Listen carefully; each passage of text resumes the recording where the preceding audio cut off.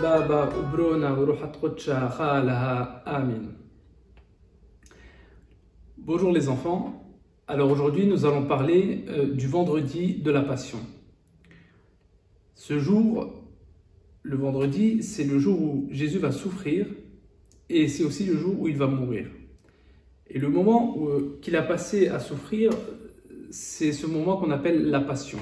Donc le jeudi saint, après avoir dîné avec ses disciples, Jésus est allé prier au mont des Oliviers, qu'on appelle aussi Gethsémani. Donc arrivé au jardin, il s'éloigne un peu de ses disciples pour prier seul et aussi pour confier à Dieu toutes ses angoisses, parce que Jésus allait beaucoup souffrir. Donc Jésus, il avait déjà annoncé à ses disciples qu'il allait souffrir énormément avant de mourir et puis qu'il allait ressusciter. Mais sur le coup, les disciples ne comprennent pas vraiment ce que Jésus était en train de leur dire. Et du coup, ils ne semblaient pas vraiment inquiets. Donc, l'angoisse de Jésus, elle est encore plus importante parce qu'elle n'était pas partagée par ses amis. Et on appelle cette souffrance l'agonie. Donc, après avoir prié, les soldats arrivent pour arrêter Jésus. Et ils arrivent en pleine nuit. Et donc, au début, les disciples voulaient se battre pour lui, pour défendre Jésus. Mais Jésus, il les en empêche et il dit que son heure était venue. Et donc, il est livré au pouvoir des ténèbres, en pleine nuit, sans aucune résistance. Jésus ne résiste pas face aux soldats qui étaient venus l'arrêter. Et donc il ne résiste pas car il fallait que la volonté de Dieu s'accomplisse. Et donc alors, tous les disciples l'abandonnent et prennent la fuite. Les soldats qui l'avaient arrêté emmènent Jésus chez le grand prêtre pour qu'il soit jugé, car il était un peu jaloux de l'importance que Jésus prenait. Et donc pour le faire arrêter, ils ont essayé de chercher de faux témoignages contre Jésus pour qu'il soit condamné à mort. Et donc quelques-uns commencent à le frapper, à lui cracher dessus. Et puis les soldats l'emmenèrent dans une grande salle où ils lui enlèvent ses vêtements et le couvrirent avec un manteau rouge. Donc ensuite, ils lui mettent sur la tête une couronne d'épines et ils commencent à se moquer de lui en disant « Salut, roi des Juifs ». Et puis ils enlevèrent son manteau rouge et ils l'emmènent pour le crucifier. On lui fait porter sa croix qui était très lourde et elle était tellement lourde que Jésus s'écroule.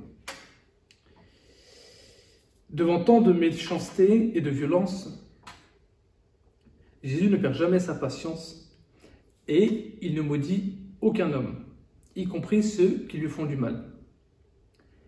Au contraire, il prie même pour eux, pour les gens qui le persécutaient, pour les gens qui le tuaient. Il prie pour eux pour que Dieu les pardonne. Et donc, arrivé sur la colline qu'on appelle le Golgotha, il le cloue sur la croix et après l'avoir crucifié, il tire au sort ses vêtements. Et donc, bien sûr, au pied de sa croix, il y a sa mère et Jésus qui voyait sa mère avec laquelle il y avait le disciple que Jésus aimait, il dit à sa mère, « Femme, voici ton fils ». Et puis il dit aussi aux disciples, « Fils, voici ta mère ». En disant cela, Jésus nous donne pour mère la Vierge Marie.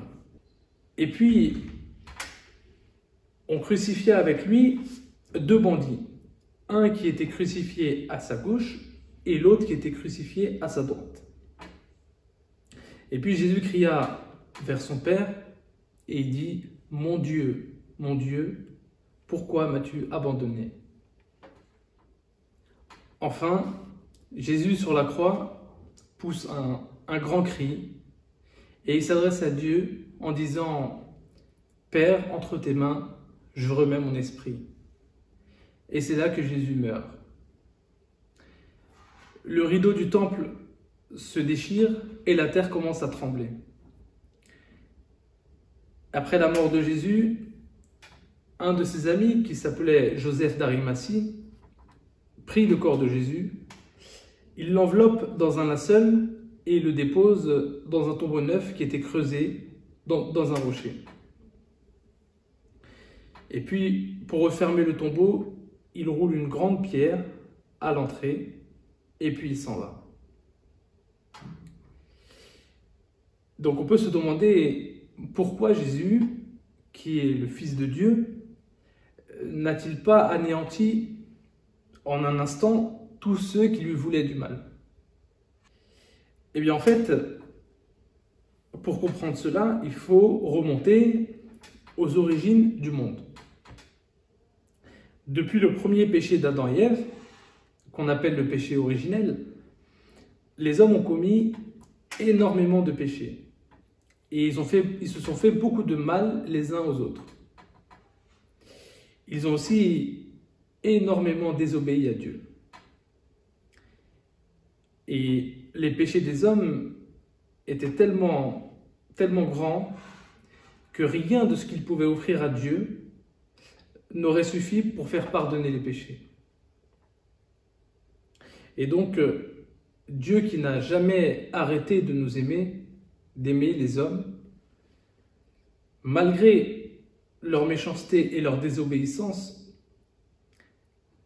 il nous envoie son Fils unique pour qu'il soit offert en sacrifice à notre place.